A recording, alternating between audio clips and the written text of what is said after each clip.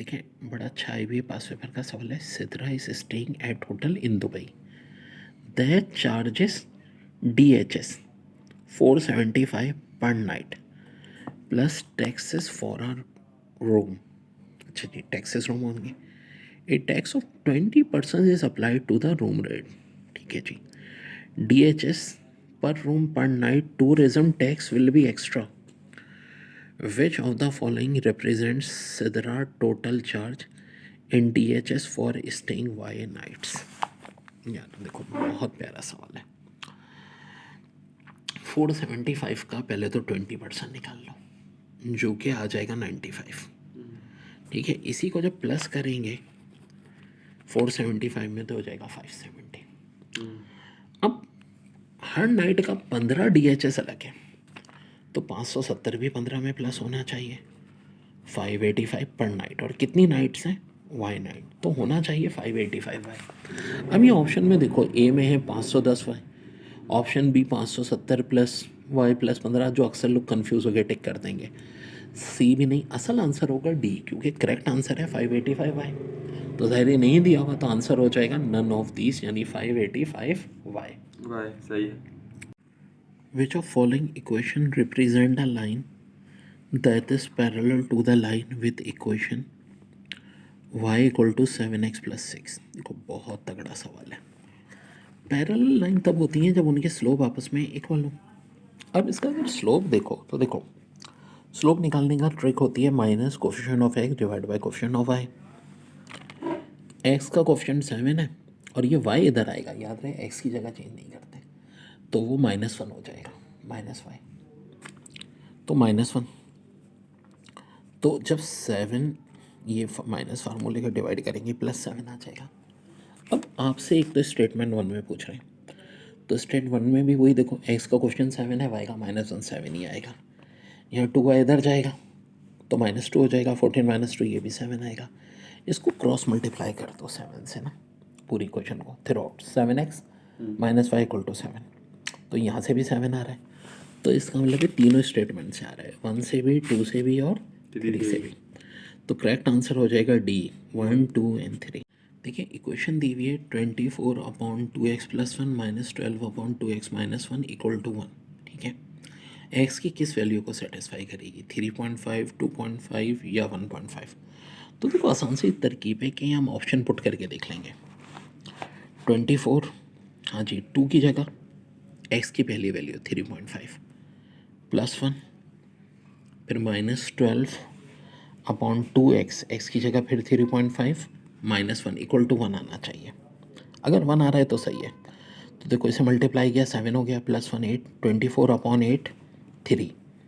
यहाँ 3.5 को 2 से किया 7, -1 12/6, 12/6 ऑफ को 2 होता है, 3 - 2 1, सेटिस्फाई हो रही है 3.5 वाली वैल्यू से, तो सेटिस्फाई हो रहा है। देखो ना, एक्स की जगह पुट करो, अब 2.5 पुट कर दो, तो ये 5 + 1 6, 24/6 4। यहाँ पुट करो 5 - 1 4, 12/4 3, 24/6 4, 4 - 3 यहाँ से भी 1 आ रहा है, तो ये स्टेटमेंट भी सही है। लेकिन जब हम 1.5 करेंगे तो left side right side equal नहीं आएगी, यानी 1 के इक्वल नहीं आएगी, तो आंसर होगा 1 एंड 2 ओनली, यानी कि option C. In XY plane the graph of function f has intercept at -5, -4 and 2, which of following को डिफाइंड f? तो बड़ी दिलचस्प बात है, -3 -4 2 है, तो f डिफाइन किसको करेगा? ऑप्शन ए में इन्होंने दिया है x - 5 x - 4 x + 2, हरगिज़ नहीं, देखो उल्टा होगा। यहाँ -5 है तो x + 5 x + 4 x - 2, यानी ऐसा होना चाहिए ऑप्शन, भले किसी भी स्क्वायर भी आ जाए। ऑप्शन बी में x + 5 x + 4 तो मौजूद है, x - 2 मौजूद नहीं है। यहाँ x - 2 मौजूद है लेकिन ये नहीं है। इस ऑप्शन को चेक करो, देखो जब इसके फैक्टर्स बनाएंगे ना, किसके, ये क्वाड्रेटिक के, x² + 2x - 8 ऐसे बनाए मैंने, ठीक है। तो भाई कुछ ऐसी सूरत आ जाएगी, इसके फैक्टर्स बनेंगे, ये इसमें आ जाएंगे, x - 2 x + 4, x + 5 का स्क्वायर वैसे ही रहेगा। मैंने कहा स्क्वायर होने से कोई फ़र्क नहीं पड़ता, तो इसका मतलब है, मैंने तो यही कहा था पहले आपको कि भाई हमें ये चाहिए x + 5 x + 4 x - 2। जो कि किस ऑप्शन में, डी में। तो करेक्ट आंसर हो जाएगा option D. What is the seven term of geometric sequence if the difference between third and first term is 18 and then between its fourth and second term is 9। तो 7 term का मतलब है A R की power 6।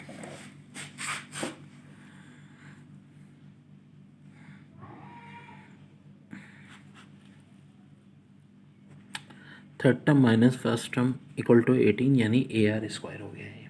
ठीक है, अब असल में होता क्या है, हमें तो 7 चाहिए, लेकिन दिया हुआ क्या है, थर्ड टर्म और फर्स्ट टर्म का डिफरेंस 18। थर्ड टर्म होती है A are square, first term खाली ए होती है। यहाँ से ए कॉमन ले लो तो R square -1 into A equal to 18, एक इक्वेशन बन गई। फिर अगली बात कह रहे हैं कि जो फोर्थ टर्म और सेकंड टर्म का डिफरेंस है वो 9 है। तो ये बात भी समझ में आ गई, A R cube minus A R equal to 9। A R common ले लो, आर स्क्वायर -1। अब इस इक्वेशन को इससे डिवाइड कर दो। ठीक है, ये सब कट कटा के आर की वैल्यू आ जाएगी हाफ। आर की वैल्यू हाफ कहाँ पुट कर दो, यहाँ पे। ठीक है, ए की वैल्यू आ जाएगी, ये मैंने सारा किया हुआ। ए आ गया -24। ठीक है, ये कोई इतना मुश्किल काम नहीं है, बड़ा आराम से आ जाएगा। ठीक है, यहाँ जब पुट करेंगे, ठीक है। अब ए हो गया -24, आर हो गया -12। तो ए और आर की वैल्यू पुट कर दो। ए -24, आर -12 की power 6।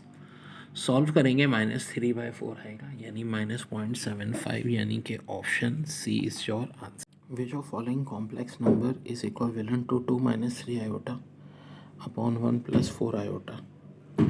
It may be please noted by iota equal to -√1। ये तो खैर ज़रूरत नहीं है, ये चीज़ है। अब आप क्या करो, 1 - 4 आयोटा से मल्टीप्लाई डिवाइड कर दो। जब ये करोगे तो 1 स्क्वायर, ए प्लस बी है माइनस बी का, 4 आयोटा का स्क्वायर, 4 आयोटा का स्क्वायर हो जाएगा -16। 1 - -16, यहाँ 17 आ गया, ऊपर -10 - 11 आयोटा। कौन सा ऑप्शन है भाई, ऑप्शन नंबर बी इसी के इक्वल है हमारा। तो यही हमारा आंसर हो जाएगा। कह रहे P is the average arithmetic mean of 3 alpha and 7, Q is the average of 4 alpha and 22, and R is the average of 5 alpha and 13. What is the average of P, Q and R in terms of alpha? ठीक है यार, ये बड़ा प्यारा सवाल बन गया। देखो, अगर P एवरेज है 3 अल्फा और 7 का, इसका मतलब क्या है, 3 अल्फा + 7 डिवाइड बाई 2। Q अगर एवरेज है 4 अल्फा और 22 का, तो मतलब है 4 अल्फा + 22 डिवाइड बाई 2। और आर एवरेज है 5 अल्फा + 13 का, तो ऐसे डिवाइड बाई 2 हो जाएगा। आपसे कह रहे हैं एवरेज निकालो पी और क्यू और आर का इन टर्म्स ऑफ अल्फा, ये ऑप्शन दिए हुए। अब इसका मतलब है पी क्यू आर को प्लस करके 3 क्वांटिटीज़ हैं तो 3 से डिवाइड करेंगे, 2 को एवरेज के लिए 2। सब देखो, यहाँ हम इन सब की वैल्यू पुट करेंगे। अब देखो, डायरेक्ट आप ये कर सकते हो कि भाई 2 सब में ही है ना, तो 3 2 सा नीचे तो 6 आ जाएगा। अल्फा टोटल प्लस करो, कितने हो गए, 12। ठीक है, और ज़रा 7, 22 और 13 को प्लस करो तो 42। 6 कॉमन ले लो, नीचे वाले से कट गया 2 अल्फा + 7, यानी कि आंसर हो जाएगा ऑप्शन सी। कह रहे हैं suppose f of x equal to x³ + 5x² - 6, g of x equal to 2x² - 5x - 31, which of following polynomial is divisible by x - 2। देखो, बड़ी आसान ट्रिक है। अब x की जगह 2 रखो, पहले कहाँ fx में, फिर gx में। देखो आ क्या रहा है, तो fx में आएगा 22, g ऑफ x में आएगा 33। मैं सिंपल x की जगह 2 रखूँ। अब देखो, यहाँ 4 इक्वेशन दी हुई हैं, हमारा आंसर वो इक्वेशन होगी जिससे रिजल्ट 0 आ रहा हो, f ऑफ x और g ऑफ x की वैल्यू पुट करके, तो आएगा ऑप्शन डी से। उसका रीज़न है, देखो f ऑफ x आया है 22, 22 3 ज़ा 66, और g ऑफ x आएगा -33। ठीक है, -33। तो जब यहाँ पुट करोगे इस इक्वेशन में, ठीक है, -33 × 2 फिर -66 हो जाएगा। 66 - 66 ऑफ कोर्स क्या होता है, 0 होता है। तो करेक्ट आंसर इसका हो जाएगा option D. Very, if 2 sides of triangle have length 7 and 9, the perimeter of triangle could be which of the following. देखो, अगर दो लाइनें 7 और 9 हैं, तीनों साइडों का सम पेरीमीटर होता है, तो तीसरी साइड क्या होगी? देखो इसकी ट्रिक क्या है, इन दोनों साइडों का सम 16 होता है, दोनों का डिफरेंस 2 होता है, तो जो तीसरी साइड है हमें पता ही नहीं, लेकिन लाजिम आता है कि 2 से बड़ी होगी, इनके डिफरेंस से बड़ी होगी और इनकी सम 16 से छोटी होगी, यानी 3 से लेके 15 तक कोई भी हो सकती है। तो 7 और 9 का तो ऑलरेडी सम 16 है, यानी सम इसका क्या हो सकता है, 16 प्लस 3 19 भी हो सकता है पेरीमीटर का, और 16 प्लस 15 31, यानी 19 से 31 तक कुछ भी हो सकता है, ना इससे छोटा ना इससे बड़ा। तो मौजूदा ऑप्शन क्या है, 20 24 32, तो 32 नहीं हो सकता क्योंकि ये 31 से बड़ा हो रहा है, तो 1 और 2 यानी कि option B is your correct answer. देखिए इस टाइप के सवालों में हमेशा याद रखो कि पेरीमीटर के लिए तीनों साइडें चाहिए, दो चाहिए ना, दी हुई हैं, तो तीसरी क्या होगी, इनके सम से छोटी इनके डिफरेंस से बड़ी, यानी 3 से 15 तक। तो ऑलरेडी दो साइडों का सम 16 है, तो 16 और 3 19, और 16 और 15 31, 19 और 31 के दरमियान। बहुत प्यारी MCQs. The line intercept the X axis at x equal to -4 and the y-axis at x equal to -5. Find the slope of line which is perpendicular to it. देखो कुछ ऐसी सूरत हाल है, ठीक है, ये बल्कि ऐसी भी नहीं, इसको हमें ऐसा कहना चाहिए, ठीक है, इंटरसेक्ट कर रही है x को -4 पे, y को -5 पे, एक और लाइन जो कि इसके परपेंडिकुलर हो, उसकी स्लोप, तो इसका स्लोप क्या हो जाएगा, minus coefficient of x coefficient of y, यानी कि 4/5। परपेंडिकुलर वाली हमेशा वो होती है जिसे हम कहते हैं m1 equal to m2 equal to -1। तो m1 तो हमारे पास क्या है, 4/5, उधर जाके -1 से मल्टीप्लाई होगा, तो ये आएगा -5/4। अब देखो -5/4 वाला ऑप्शन कौन सा है, ये 5 को 4 से डिवाइड करो, क्या आता है 1.25, तो इसका आंसर आ जाएगा -1.25 ऑप्शन। देखिए बहुत बहुत अच्छा क्वेश्चन था। The mean height of all the female students in a first year class of college is 160 centimeter, and the mean height of all male students is 170 centimeter. Which of following must be true about the mean height h in centimeter of the combined group of male and female student in the class? तो मेरे भाई हमें तादाद तो दी हुई नहीं है, इसका अलावा एवरेज हाइट होगी बिटवीन 160 एंड 170, यानी आंसर हो जाएगा ऑप्शन सी। ये तो ओरल था। फिर देखो M N R integer that N greater than M M greater than 0, यानी कोई भी हम वैल्यू सपोज कर सकते हैं, लेकिन आगे ट्विस्ट है कि अगर n square minus m square 15 है, which of following can not be the value of m minus n. देखो अगर ये नहीं होता ना तो मैं 1 2 कुछ भी मान लेता, लेकिन अब ऐसा मानूंगा जो इस इक्वेशन को सेटिस्फाई करे, और साफ दिख रहा है n4 m1, क्योंकि 4 का स्क्वायर 16 -1 का स्क्वायर 15। तो अगर ऐसा है तो n माइनस एम की वैल्यू 4 - 1 कितनी होगी, 3 होगी, कितनी होगी, 3 होगी। वेल कुछ और हो सकती है, देखो अगर हम इसको 5 मानते हैं n को, ठीक है, इसको 2 माने या 3 माने, तो ऐसी कोई इक्वेशंस दिख भी नहीं रही आते हुए कि जिसमें यहाँ पे 15 आ रहा हो, तो ऑफ कोर्स ना 5 होगी ना 15 होगी, जो हर जगह वैलिड हो ना, तो बस वो 3 है, तो आंसर हो जाएगा सी। लेकिन अच्छा साल है, radio active substance decays at an annual rate of 37% if the initial amount of the substance is 97 gram, which of following function f model the remaining amount of the substance in gram 1 year later। तो देखो ये GB वाली situation है, A are square A R cube, initial amount 97 था, हर year कितना बढ़ कम होता रहेगा, 37/100।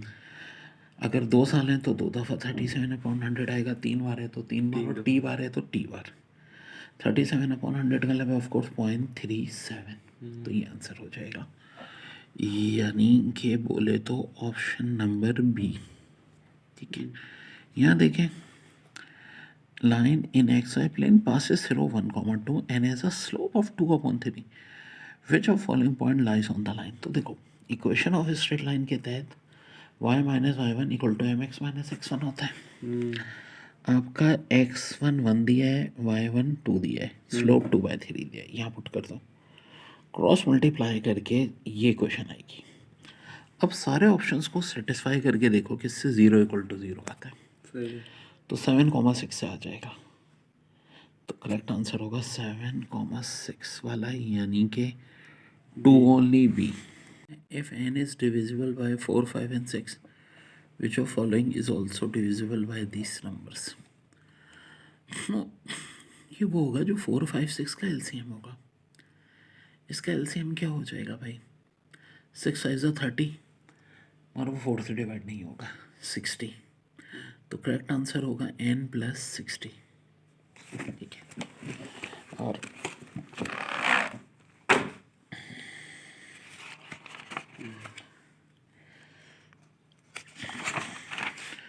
ये जो सवाल था, suppose m is the median of the 9 number which are 27, 33, 16, 18, 8, 16, 29, 16 and m, which of following could be the value of m। देखो तरतीब से लिखते हैं ना पहले हम।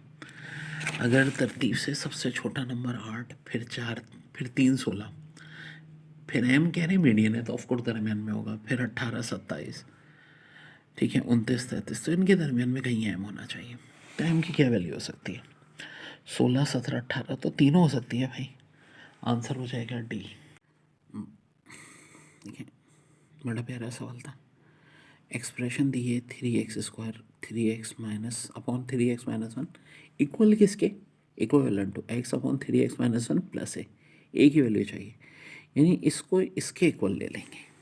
ठीक है, ये हमने किया। ठीक है, इसके इक्वल ले लिया। अब ए चाहिए in the term of x, तो ये प्लस है, उधर ले जाके माइनस कर लो। यहाँ लो LCM 3x² minus 1, x common ले लो, 3x माइनस 1 3x माइनस 1 कटा, ए बराबर आ गया x के, एक काम तो हो गया। ठीक है, ये वाला सवाल। फिर एक और बड़ा अच्छा सवाल दे रहे हैं, p n q are non zero integer and 81 की पावर p इक्वल टू 27 की power q, what is value of p upon q? Well 81 की पावर p है, 27 की q है, तो 81 को मैं 3 का 4 लिख सकता हूँ, इसको 3 का q, 4p equal to 3q, p upon q equal to 3 upon 4 हो जाएगा।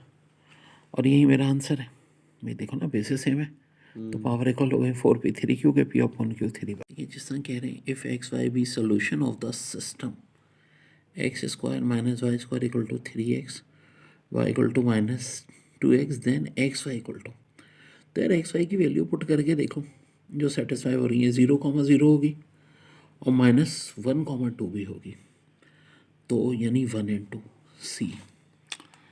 फिर सम ऑफ 3 नंबर इज 952, ये तगड़ा गया। One of the number z is 40% less than the sum of other 2 number, what is the value of z? यार ये conceptual है। 40% less का मतलब क्या है? अगर वो 100 है तो ये 60 है। हाँ, यानी फ्रैक्शन 5/3, यानी वो वाले दोनों नंबर्स का जो सम है वो z से 5/3 आता है। तो z का 5/3 लेके, ठीक है, जब z में ही प्लस करेंगे तो हमारा क्या आना चाहिए भाई? 952 आना चाहिए। अब सारे ऑप्शन हम पुट करेंगे इस यहाँ पे, कहाँ? इधर जनाब, कि 952 किससे आएगा? तो ये किससे आ जाएगा भाई? 357 से। 357 को जो 5/3 से करेंगे, 3 से डिवाइड, ये 119, 119 को 5 से मल्टीप्लाई करो, 595, और जब इसको 357 में प्लस करोगे तो 952 आ जाएगा। करेक्ट आंसर होगा 357। प्यारा सवाल, find m if the sum of consecutive integer from -60 to m inclusive, यानी m भी शामिल है, 74। यार कंसेक्टिव डिजिट क्या होते हैं? -16 से शुरू, -15 चलते रहेंगे, तो माइनस वालों का सम तो +74 नहीं आ सकता। एक वक्त आएगा ये चलते चलते यहाँ 0 तक पहुँचेंगे, फिर 1, फिर 2, ऐसे चलते रहेंगे, 3, और चलते चलते एक वक्त आएगा 16 तक पहुँचेंगे। ज़रा ध्यान से देखो, -16 से लेके जो +16 तक है, इन सब का सम भी 0 आ गया। उसके बाद जो नंबर आएंगे यानी -16 से बड़े वाले, यानी जैसे कि 17 यहाँ से सम आना शुरू होगा। 17 और उसके बाद 17 के बाद 18 सम हो गया 35। अब 19 ऐड करो 54, अब 20 ऐड करो 74, और यही तो पूछा था, यानी m हो जाएगा 20। Find m if the sum of consecutive integer from -16 to 20 inclusive यानी m भी शामिल हो 74। तो सम 74 कब हो रहा है? जब m की वैल्यू कितनी हो 20 होता है। और ये साफ दिख रहा है भाई 17 18 19 20। बड़ा अच्छा सवाल है। Table below shows some value of the linear function h which are following defines f, यानी x1 है तो f ऑफ x भी 1 होना चाहिए, 2 है तो 6, 3 है तो 11, 4 है तो 16, 5 है तो 21। तो कौन सी बात ट्रू है? अब ज़रा ध्यान से देखो, मुख्तलिफ ऑप्शन है, जैसे कि एक है 3x-2। भाई x की जगह यहाँ 1 पुट करेंगे तो 1 ही आएगा, 2 पुट करने से कितना आएगा? 3 2 ज़ा 6 -2, नहीं ये नहीं आ रहा। तो ये वाली स्टेटमेंट तो नहीं है। आए ये इसको चेक करते हैं, पहले में तो ट्रू साबित हो रही है, बट 2 2 ज़ा 4, नहीं यहाँ ये ट्रू नहीं हो रही। आए लास्ट को देखते हैं। हम 1 पुट किया तो 4, 2 पुट किया तो 6, 3 पुट किया तो 11, अरे ये तो हो रही है। 4 पुट करने पे 16, बिल्कुल जी। 5 पुट करने पे 21, तो करेक्ट आंसर होगा ऑप्शन सी। फिर कह रहे हैं if a rectangular polygon has 20 diagonal then it must be. देखो पॉलीगॉन्स के लिए जो एक हमारा फार्मूला होता है वो ये होता है। तो इसका रिजल्ट इन्होंने 20 दिया हुआ है, इनकी वैल्यू पूछी है। देखो पहला ऑप्शन है पेंटागॉन, और मैं 5 पुट करके देखूँ तो ये 5, ये 4, ये 2 -5। वेल ये तो दूर दूर तक नहीं दिख रहा, 10 - 5 आ रही है। तो मैं अब डायरेक्ट ऑक्टा चेक कर लेता हूँ। 8 7/2 -8, ये कटेगा 4 आएगा, 4 7 28, 28 -8 20। यस करेक्ट आंसर हो जाएगा ऑक्टागॉन। इस फार्मूले में n 8 रखने से 20 आ रहा है, तो करेक्ट आंसर ऑक्टागॉन।